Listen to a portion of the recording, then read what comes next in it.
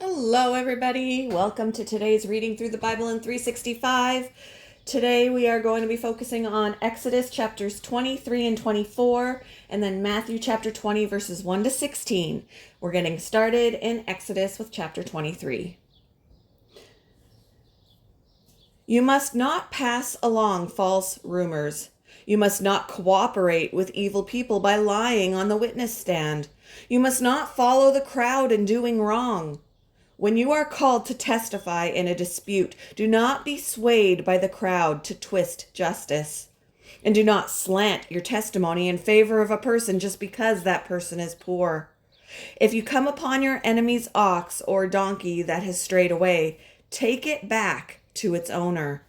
If you see that the donkey of someone who hates you has collapsed under its load, do not walk by. Instead, stop and help. In a lawsuit, you must not deny justice to the poor. Be sure never to charge anyone falsely with evil. Never sentence an innocent or blameless person to death, for I never declare a guilty person to be innocent. Take no bribes, for a bribe makes you ignore something that you clearly see. A bribe makes even a righteous person twist the truth. You must not oppress foreigners. Sorry, that was Lennox. You must not oppress foreigners. You know what it's like to be a foreigner, for you yourselves were once foreigners in the land of Egypt. Plant and harvest your crops for 6 years, but let the land be renewed and lie uncultivated during the 7th year. Then let the poor among you harvest whatever grows on its own. Leave the rest for wild animals to eat. The same applies to your vineyards and olive groves. You have 6 days each week for your ordinary work, but on the 7th day you must stop working. This gives your ox and your donkey a chance to rest. It also allows your slaves and the foreigners living among you to be refreshed. Pay close attention to all my instructions. You must not call on the name of any other gods. Do not even speak their names. Each year you must celebrate 3 festivals in my honor. First, celebrate the festival of unleavened bread. For 7 days the bread you eat must be made without yeast, just as I commanded you. Celebrate this festival annually at the appointed time in early spring, in the month of Abib, for that is the anniversary of your departure from Egypt. No one may appear before me without an offering. Second, celebrate the festival of harvest, when you bring me the first crops of your harvest. Finally, celebrate the festival of the final harvest at the end of the harvest season, when you have harvested all the crops from your fields. At these 3 times each year, every man in Israel must appear before the sovereign, the Lord. You must not offer the blood of my sacrificial offerings together with any baked goods containing yeast, and do not leave the fat from the festival offerings until the next morning. As you harvest your crops, bring the very best of the first harvest to the house of the Lord your God. You must not cook a young goat in its mother's milk. See, I am sending an angel before you to protect you on your journey and lead you safely to the place I have prepared for you. Pay close attention to him and obey his instructions. Do not rebel against him, for he is my representative, and he will not forgive your rebellion. But if you are careful to obey him, following all my instructions, then I will be an enemy to your enemies, and I will oppose those who oppose you. For my angel will go before you and bring you into the land of the Amorites, Hittites, Perizzites, Canaanites, Hivites, and Jebusites, so you may live there. And I will destroy them completely. You must not worship the gods of these nations or serve them in any way or imitate their evil practices. Instead, you must utterly destroy them and smash their sacred pillars.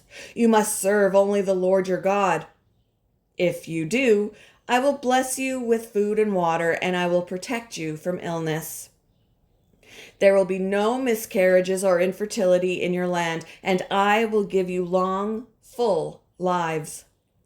I will send my terror ahead of you and create a panic among all the people whose lands you invade. I will make all your enemies turn and run. I will send terror ahead of you to drive out the Hivites, Canaanites, and Hittites. But I will not drive them out in a single year, because the land would become desolate, and the wild animals would multiply and threaten you. I will drive them out a little at a time until your population has increased enough to take possession of the land. And I will fix your boundaries from the Red Sea to the Mediterranean Sea, and from the eastern wilderness to the Euphrates River. I will hand over to you the people now living in the land, and you will drive them out ahead of you. Make no treaties with them or their gods. They must not live in your land, or they will cause you to sin against me. If you serve other gods, you will be caught in the trap of idolatry. Chapter 24. Then the Lord instructed Moses, "Come up here to me and bring along Aaron, Nadab, Abihu, and 70 of Israel's elders. All of you must worship from a distance.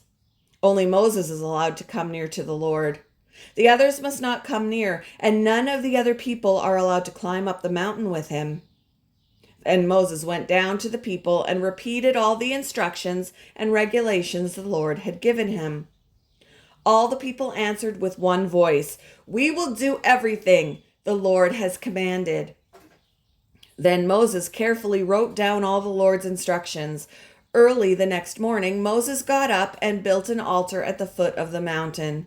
He also set up 12 pillars, one for each of the 12 tribes of Israel.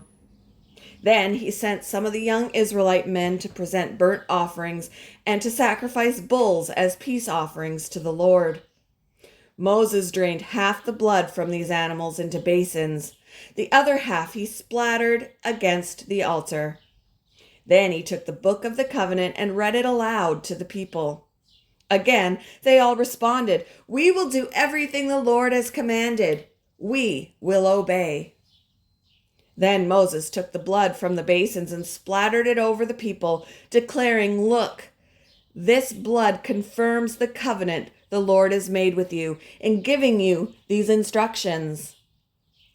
Then Moses, Aaron, Nadab, Abihu, and the 70 elders of Israel climbed up the mountain.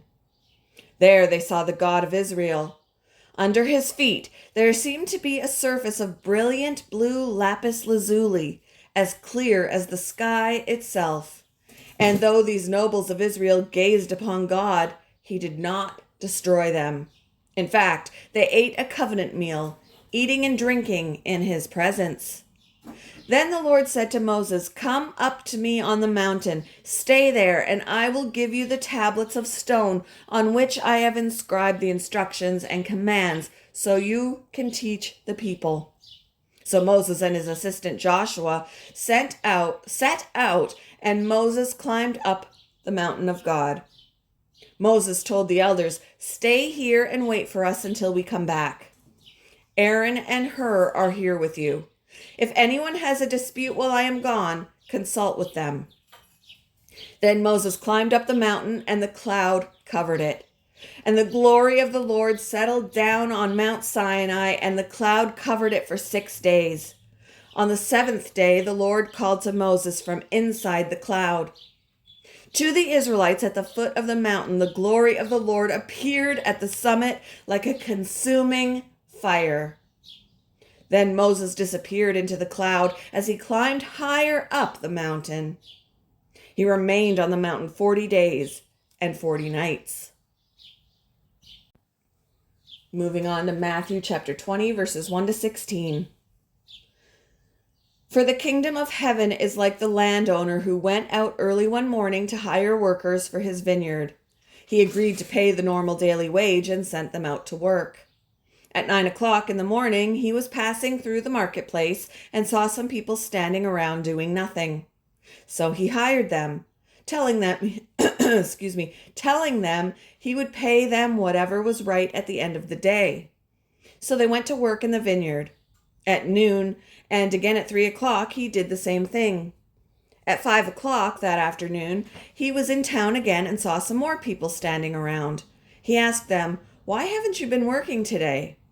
They replied, "Because no one hired us." The landowner told them, "Then go out and join the others in my vineyard." That evening, he told the foreman to call the workers in and pay them, beginning with the last workers first. When those hired at 5 o'clock were paid, each received a full day's wage. When those hired first came to get their pay, they assumed they would receive more, but they too were paid a day's wage. When they received their pay, they protested to the owner, "Those people worked only 1 hour, and yet you've paid them just as much as you paid us, who worked all day in the scorching heat." He answered one of them, "Friend, I haven't been unfair. Didn't you agree to work all day for the usual wage? Take your money and go. I wanted to pay this last worker the same as you. Is it against the law for me to do what I want with my money? Should you be jealous because I am kind to others? So those who are last now will be first then, and those who are first will be last."